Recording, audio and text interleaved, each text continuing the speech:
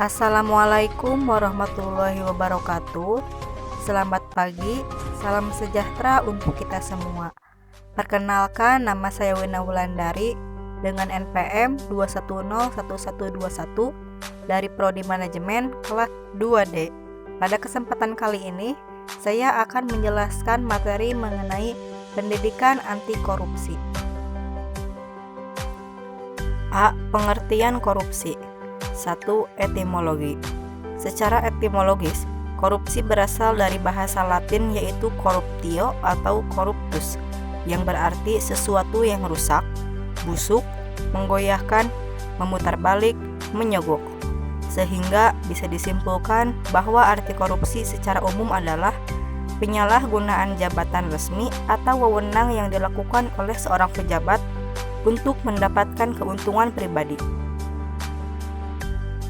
2. Menurut Kamus Besar Bahasa Indonesia, pengertian korupsi menurut KBBI adalah penyelewengan atau penyalahgunaan uang negara atau perusahaan dan sebagainya untuk keuntungan pribadi atau orang lain. 3. Undang-Undang Nomor 31 Tahun 1999. Pengertian korupsi menurut Undang-Undang Nomor 31 Tahun 1999 tentang pemberantasan tindak pidana korupsi mengartikan bahwa korupsi adalah setiap orang yang dikategorikan melawan hukum, melakukan perbuatan memperkaya diri sendiri, menguntungkan diri sendiri atau orang lain, atau suatu korporasi, penyalahgunaan wewenang maupun kesempatan atau sarana yang ada padanya karena jabatan atau kedudukan yang dapat merugikan keuangan negara atau perekonomian negara. 4. Undang-Undang Nomor 20 Tahun 2001. Pengertian korupsi menurut Undang-Undang Nomor 20 Tahun 2001 adalah tindakan melawan hukum dengan maksud memperkaya diri sendiri, orang lain, atau korupsi yang berakibat merugikan negara atau perekonomian negara. Pokok pembahasan yang selanjutnya yaitu B. Unsur-unsur korupsi. Dilihat dari sudut pandang hukum, tindak pidana korupsi secara garis besar mempengaruhi unsur-unsur seperti 1. Perbuatan melawan hukum, menyalahgunakan wewenang, kesempatan atau sarana, memperkaya diri sendiri, orang lain atau korporasi, merugikan keuangan negara dan perekonomian negara.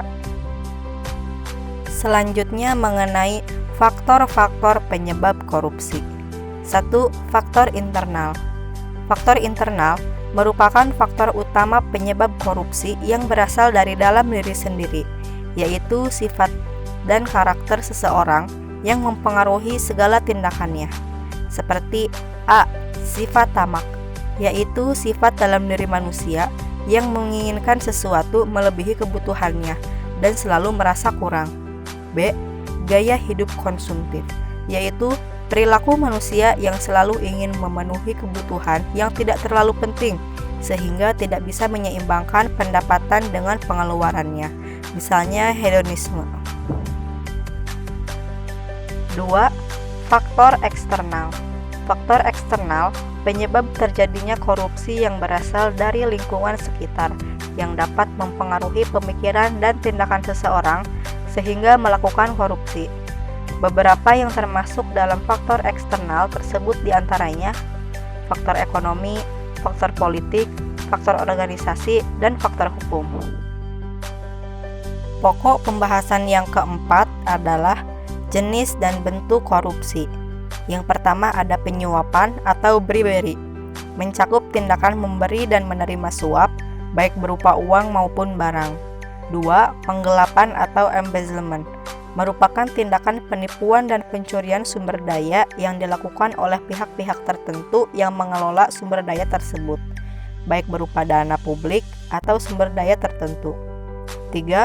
Kecurangan atau fraud, merupakan suatu tindakan kejahatan ekonomi yang melibatkan penipuan, termasuk di dalamnya proses memanipulasi atau mendistorsi informasi, data, dan fakta dengan tujuan mengambil keuntungan tertentu. 4.